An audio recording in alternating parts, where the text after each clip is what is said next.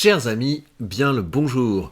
Aujourd'hui, en me promenant sur le forum Wall Street Bets, je suis tombé sur une bonne surprise. Je sais pas si on peut parler de bonne surprise, en tout cas sur une surprise. Et on va discuter de ça ensemble, parce que ça va nous permettre de discuter de quand faut-il lâcher l'affaire, quand faut-il vendre, parce qu'il y a quelque chose qui est encore pire que t'inquiète, ça va monter, c'est t'inquiète, ça va remonter. Alors, on va se plonger là-dedans. Regardez ce que j'ai trouvé, donc c'est quelque chose qui a été publié aujourd'hui. Vous voyez donc une capture d'écran de l'application de Giro, donc qui est l'application que j'utilise. Donc direct, j'ai de l'empathie pour ça, et j'ai mis un peu de temps en fait à comprendre comment c'était possible ce bazar.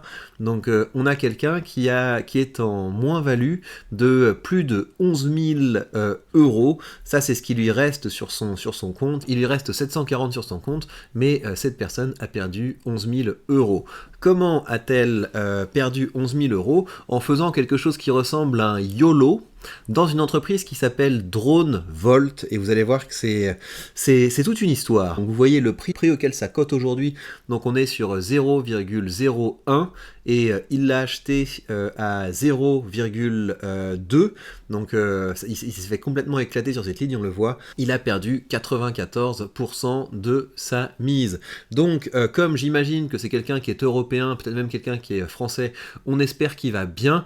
Pour moi, le plus probable, en tout cas ce que je souhaite, c'est que c'est quelqu'un qui, je sais pas, peut-être a vidé son compte pour faire un investissement immobilier, ou qui a vidé son compte parce qu'il en avait besoin, ou qui s'est dit j'arrête la bourse, ou qui s'est dit je change de courtier, enfin tout ça c'est tout à fait possible, et qui s'est dit bah voilà, je vends tout ce qui a fonctionné, mais je garde cette ligne là parce que voilà, je me suis fait avoir sur cette ligne là, et des fois on gagne, des fois on perd, mais en tout cas ça c'est quand même le gros échec. J'espère que c'est ça, hein. J'espère que là on a un compte dormant, et puis après il l'a rechecké, il a vu que tiens c'est complètement dans le rouge, donc je partage la capture d'écran. J'espère que c'est pas quelqu'un qui a misé toutes ses économies sur ce pari, ce qui serait possible, hein, parce qu'on voit un petit peu de tout, et si c'est le cas, bah, je suis vraiment navré pour lui. Alors, ce que je voudrais qu'on fasse ensemble, c'est qu'on se demande comment quelqu'un peut en venir à acheter 54 000 actions d'une entreprise qui est vraiment sous le radar. Voilà, DroneVolt, c'est sous le radar. Eh bien, la réponse, c'est que, en fait, DroneVolt, c'est pas tellement une entreprise qui est sous le radar, hein, parce que quand vous allez sur les forums de gens qui discutent d'investissement, parce que là, moi, je m'amuse un petit peu avec Wall Street Bet, mais vous avez plein de forums avec des gens qui publient des due diligence très sérieuses sur des investissements en bois, et donc c'est très possible qu'il y ait des gens qui se soit fait hyper pour ce délire. Et là en plus on est sur une entreprise qui a été également mise en avant par les professionnels, par les experts, et donc j'ai fait ma petite enquête, et on va voir, on va essayer de se replonger dans l'esprit de quelqu'un qui se ferait hyper par cette entreprise.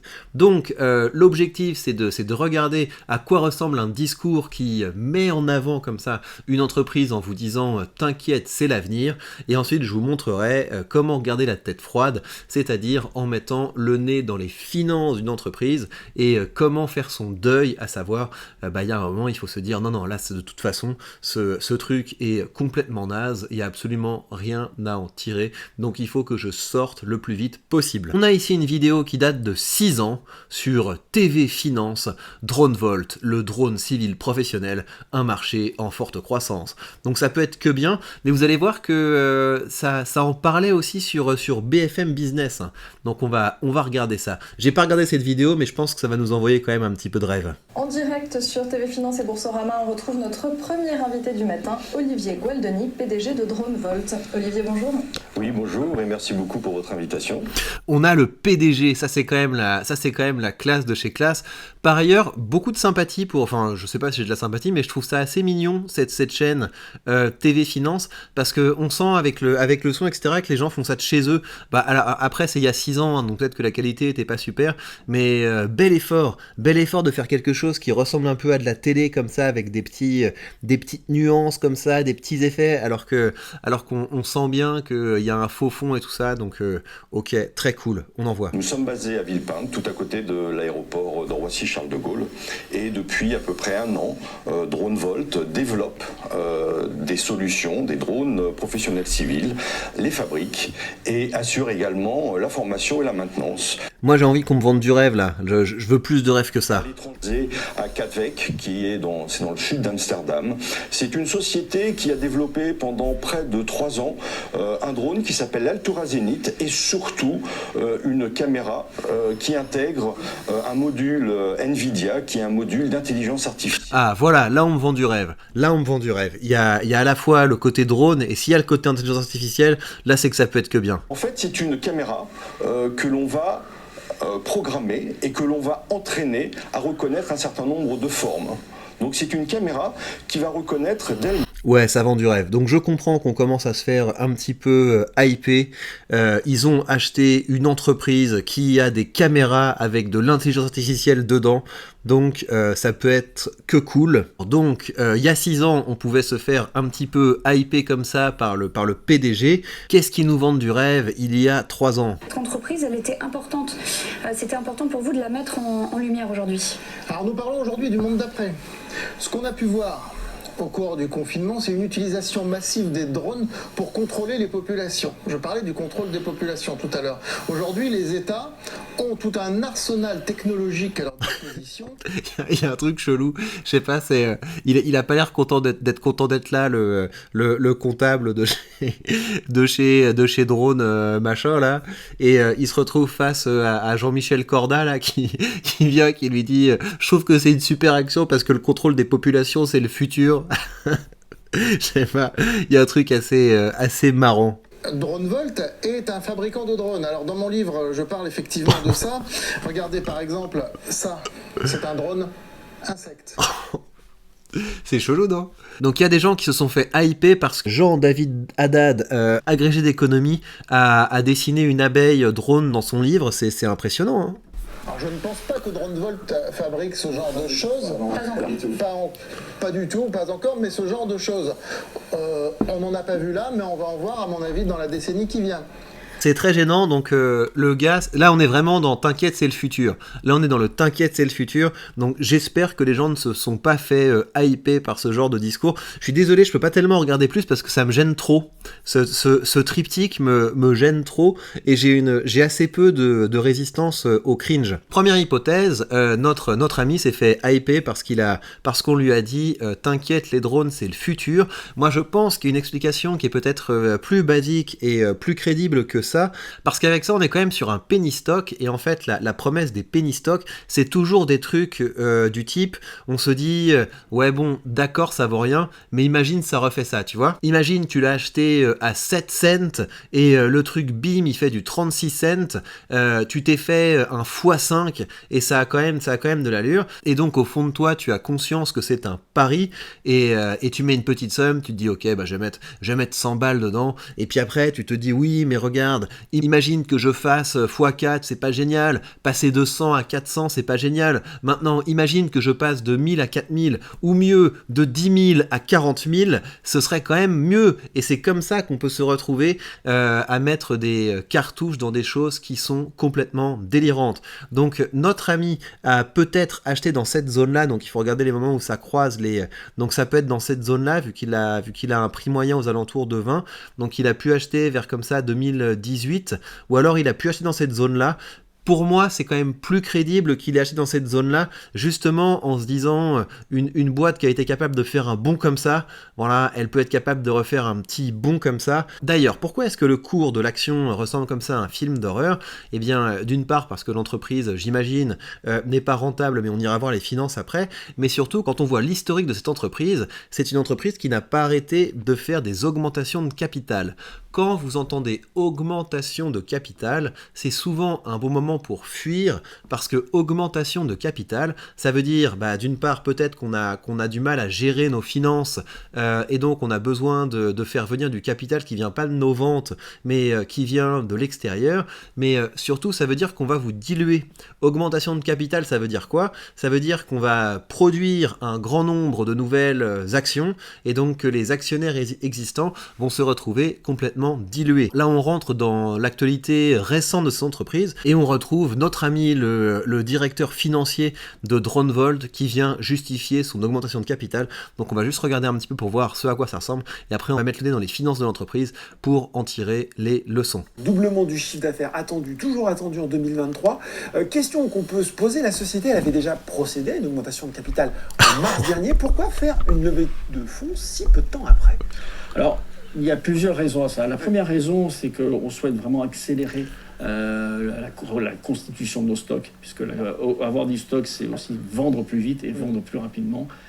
Ça, c'est le premier point. Le deuxième point, nous l'avons annoncé, nous développons énormément l'activité drone as a service, avec le recrutement de 12 personnes qui sont en train d'arriver chez nous. J'ai l'impression de regarder un sketch des inconnus, parce que le problème, c'est que ces gens sont quand même assez bons, parce que quand on les écoute, on se dit, ouais, quand même, c'est pas mal, hein. Il y a effectivement peut-être des perspectives d'avenir, et c'est là qu'il faut garder la tête froide, qu'il faut se dire, premièrement, vous pouvez investir dans absolument ce que vous voulez, vous n'êtes pas marié avec des entreprises, et c'est ça qui est justement intéressant avec la bourse, c'est que vous avez accès à l'ensemble de ce qui existe. Si vous pouvez investir dans des entreprises qui sont beaucoup plus grosses, beaucoup plus sûres, et qui ont effectivement démontré des choses et qui sont encore en pleine croissance. Moi, quand je pense à des entreprises qui sont en forte croissance et qui sont à la fois sûres et intéressantes, je pense à des choses comme Mastercard, comme Visa, comme Microsoft. Voilà, ces entreprises-là, vous savez qu'elles sont capables de générer de l'argent, qu'elles sont capables d'avoir un beau chiffre d'affaires. Donc ça, c'est la première chose. Il faut pas avoir les yeux rivés sur tiens, regarde ce petit machin, sachant que vous avez un univers d'investissement gigantesque. Et puis l'autre chose, c'est qu'il faut mettre le nez dans les finances des boîtes. Moi, je veux bien le côté t'inquiète, ça va monter, mais donc on a une entreprise qui effectivement, là je pense que les bons comme ça de 5 à 50 sur la capitalisation, c'est lié aux augmentations de capital, et donc on a l'impression qu'ils crament quand même leur argent. Si on regarde le chiffre d'affaires, donc le chiffre d'affaires entre 2017 et 2022, donc on n'a pas les chiffres les plus récents, ça a plutôt stagné, ça a l'air de bien performer en 2022, donc là on pourrait se dire finalement c'est pas mal, le chiffre d'affaires a augmenté entre 2017 et 2022, mais quand on regarde les marges d'exploitation, et c'est ça qui est quand même assez important, c'est qu'on a des marges d'exploitation qui sont absolument catastrophiques. Ça veut dire que c'est une entreprise qui perd de l'argent, on a un free cash flow négatif, donc ça veut dire que l'entreprise n'est pas du tout rentable, et avoir une entreprise qui n'est pas du tout rentable en portefeuille, c'est vraiment jeter de l'argent par les fenêtres. Et pour moi, l'autre chose qu'il faut regarder pour avoir une idée d'à quel point cette entreprise est une calamité qu'il ne faut pas avoir en portefeuille, regardez le nombre de titres en circulation. C'est en milliers, mais comme ça on aura un ordre d'idée. On passe de 13 000 à 394 000. Vous vous rendez compte d'à quel point les actionnaires ont été dilués, et ça continue. Donc c'est-à-dire qu'avec une entreprise de ce genre-là, vous êtes en train de jeter votre argent par les fenêtres. Donc moi, si j'étais encore investi dans une entreprise comme ça, je me ferais pas hyper par des trucs du type « oui, mais t'inquiète, ça peut remonter, etc. » Non, une entreprise qui systématiquement a montré qu'elle était incapable de générer de l'argent, il faut pas faire des paris avec ça. Un retournement de situation complet où cette entreprise deviendrait le futur, effectivement, c'est pas ça qui va me hyper. Je voudrais contraster ça avec quelque chose qui relève de mon univers d'investissement, parce que j'ai certaines entreprises en portefeuille qui ne se portent pas très bien. Donc on regarde ST Microelectronics. ST Microelectronics, récemment, c'est une entreprise qui s'est pas mal effondré. Si vous regardez le cours, on était aux alentours de 46 €. Là, on est légèrement en dessous de 40 €, donc ça a pas mal chuté. Pourquoi est-ce que je reste dans ST Micro? Pourquoi est-ce que je ne me dis pas je sors de ST Micro? Eh bien, parce que les finances sont intéressantes, les finances sont bonnes. Là, le point qui est important, c'est que y a pas mal de gens qui se disent oui, mais si l'entreprise a baissé, voilà, DroneVolt, c'est tellement bas que ça peut que remonter. Bah non, une entreprise qui a le potentiel de remonter et une entreprise où on peut se dire tiens, ça a baissé, ça pourrait être une bonne idée de réinvestir dedans, c'est une entreprise qui est rentable, c'est une entreprise qui a des finances saines. Et quand vous regardez une boîte comme ST Micro, eh bien, vous avez une augmentation du chiffre d'affaires au fil du temps, donc ça c'est quelque chose qui est intéressant, mais vous avez des marges qui sont positives, et qui ont plutôt une tendance croissante. Vous avez un bénéfice net par action qui augmente fortement, vous avez un free cash flow qui augmente fortement, et c'est intéressant de regarder les deux, hein, parce que vous avez vu que sur DroneVolt, on avait un chiffre d'affaires, d'une certaine manière, on aurait pu le regarder comme croissant, mais la question c'est qu'est-ce que vous en faites? Si vous faites un chiffre d'affaires et qu'à côté de ça, vous avez tellement de dépenses que vous perdez de l'argent, même si votre chiffre d'affaires augmente, vous n'avez pas envie de voir ça. C'est pour ça qu'il faut toujours regarder le chiffre d'affaires, les marges et le bénéfice net par action, et là vous voyez que effectivement, non seulement vous avez le chiffre d'affaires qui est croissant, mais l'entreprise est de plus en plus rentable au cours du temps. Dans une entreprise comme ST Micro, eh bien je me dis d'accord, en ce moment ça fait pas fière allure, mais là pour le coup je me dis t'inquiète, ça va remonter. Et par ailleurs, bien pour augmenter un petit peu l'intérêt de ST Micro, je vends des calls, je vous montrerai ça quand je vous ferai l'épisode mensuel du défi option quand on arrivera à échéance, je vous montrerai quelles options je vendrai sur ST Micro pour que, en attendant que le cours remonte, eh bien l'entreprise soit rentable au sein de mon portefeuille. Voilà donc pour cette petite histoire du jour. J'espère que c'est une ligne à part dans un univers d'investissement qui était beaucoup plus large pour notre ami. Et je vous rappelle évidemment que si vous voulez commencer à investir, peut-être pas pour faire n'importe quoi, hein, tiens, on est en belle plus-value aujourd'hui. Peut-être qu'on va repasser les 19 000, mais de toute façon c'est pas grave, parce que avec ma stratégie, si les marchés baissent, le rendement augmente, mais on reparlera de tout ça quand je vous ferai l'épisode où je mettrai la cartouche mensuelle. Mais je vous rappelle donc que si vous voulez commencer à investir, pas pour faire n'importe quoi, mais pour vous constituer peut-être un beau portefeuille d'actions, un portefeuille d'ETF à moindre coût, et pourquoi pas augmenter le rendement de votre portefeuille grâce à la vente d'options, eh bien vous savez que vous avez sous cette vidéo le lien vers mon courtier, mon lien affilié, qui vous permettra de bénéficier de 100 € de frais de courtage remboursés, et ainsi d'ouvrir vos premières positions de façon tout à fait indolore. Par ailleurs, si vous voulez plus de contenu, ça se passe sur la page Patreon. Vous pouvez suivre la série qui s'appelle Entreprendre en France pour voir comment c'est possible avec un petit side business d'augmenter l'argent que vous pouvez investir. Vous avez une autre aventure d'investissement que je construis devant vous en alimentant un autre portefeuille dans lequel je mets des cartouches mensuelles et je vous explique comment tout ceci fonctionne, quels sont les choix derrière les actions que je sélectionne. Vous avez également les FAQ, là vous avez une FAQ en cours, donc n'hésitez pas à poser toutes vos questions et je vous réponds en vidéo. Et vous avez également des mini-guides pour apprendre à mieux investir, notamment mes mini-guides sur les options. Et bien voilà, chers amis, prenez bien soin de vous et on se retrouve très vite pour de prochaines news.